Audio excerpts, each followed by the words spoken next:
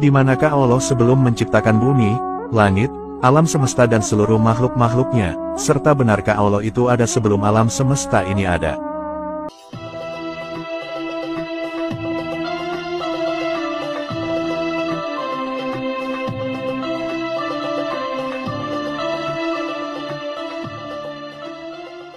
Dikisahkan, dahulu sebelum adanya alam semesta ini, zaman itu dinamakan zaman azali.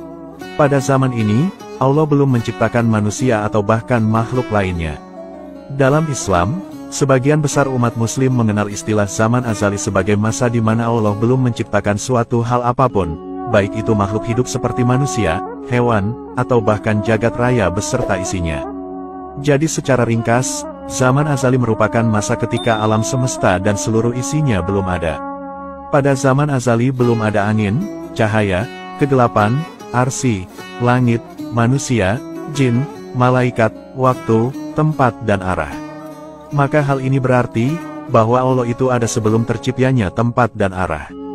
Maka, Allah tidak membutuhkan kepada keduanya dan ia tidak berubah dari semula, yakni tetap ada tanpa tempat dan arah. Hal ini dikarenakan bahwa berubah adalah ciri dari sesuatu yang baru diciptakan atau makhluk. Allah itu sang kholik atau pencipta. Jika Allah itu diciptakan, maka beliau adalah makhluk dan bukan Tuhan. Maka dari itu, Allah itu adalah sang pencipta, dan bukan diciptakan.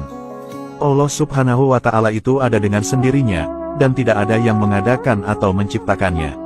Allah subhanahu wa ta'ala menciptakan alam semesta ini karena kehendak sendiri, berdiri sendiri, dan tanpa minta pertolongan siapapun.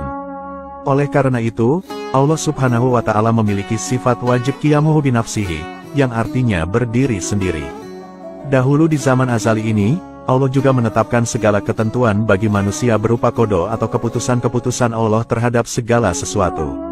Penetapan kodo bagi manusia di zaman azali juga dijelaskan dalam hadis sahih yang artinya, Allah telah mencatat takdir setiap makhluk sebelum 50.000 tahun sebelum penciptaan langit dan bumi.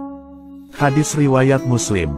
Dari hadis ini kita dapat menyimpulkan, bahwa Allah menetapkan kodo jauh sebelum manusia diciptakan, atau yang juga dikenal dengan zaman azali. Lalu, di manakah tempat Allah berada sebelum alam semesta ini diciptakan? Pertanyaan ini dahulu pernah ditanyakan kepada Nabi Muhammad. Dalam suatu hadits riwayat Imam Ahmad disebutkan, dari Waqi bin Udus, dari pamannya yaitu Abu Razin ia berkata, aku berkata, wahai Rasulullah, di manakah Tuhan kita yang maha mulia sebelum menciptakan makhluknya? Rasulullah bersabda, Allah berada di ama, di bawahnya tak ada udara, dan di atasnya tak ada udara, kemudian Allah menciptakan arsinya di atas air.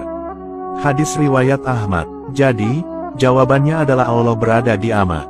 Tetapi, dari jawaban itu timbul pertanyaan lagi, apa ama itu? Imam Al-Hafiz Ali Al-Qori dalam kitab Mirqatul Mafatih menjelaskan, bahwa maksud kata ama, di atas adalah sesuatu yang tak bisa diterima oleh imajinasi dan tak bisa digapai oleh akal dan pemahaman. Nabi menunjukkan ketiadaan tempat dengan sesuatu yang tak bisa dimengerti dan diimajinasikan. Dan, juga menunjukkan ketiadaan sesuatu yang memuatnya atau udara yang melingkupinya.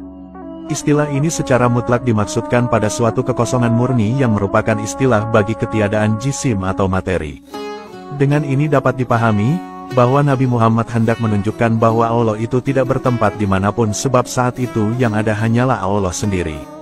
Rasulullah bersabda, Allah telah ada dan saat itu tidak ada apapun selain Allah. Hadis riwayat Bukhari. Keberadaan Allah yang sendiri tanpa apapun itu tak bisa dijangkau oleh akal kita sebab itu di luar pemahaman manusia. Manusia tak dapat membayangkan kesendirian total tanpa waktu dan tempat itu. Adapun memaknai kata ama, dalam konteks ini sebagai awan tipis yang sehari-hari kita lihat di langit, adalah pemaknaan yang sepenuhnya tidak tepat sebab awan itu adalah makhluk. Memang betul bahwa kata ama, dalam percakapan sehari-hari adalah awan tipis. Namun, jelas bukan itu yang dimaksud oleh Nabi Muhammad dalam konteks ini. Tentunya, hanya Allah lah yang maha mengetahui peristiwa yang sebenarnya. Imam Syafi'i menjelaskan, bahwa tiada tempat bagi zat Allah. Allah itu ada tanpa arah dan tempat, inilah hakikat akidah para ulama salaf. Beliau juga menolak akidah kaum Mujassimah atau orang-orang yang menjisimkan Allah, Dan juga menolak kaum musyabihah atau orang-orang yang menyerupakan Allah dengan makhluknya, di mana mereka menduga bahwa Arsy adalah tempat persemayaman Tuhan. Padahal, Arsy juga termasuk makhluk Allah yang baru ada ketika diciptakan oleh Allah. Lagi pula, sifat-sifat kesempurnaan Allah telah ada sebelum adanya Arsy dan segala makhluk lainnya.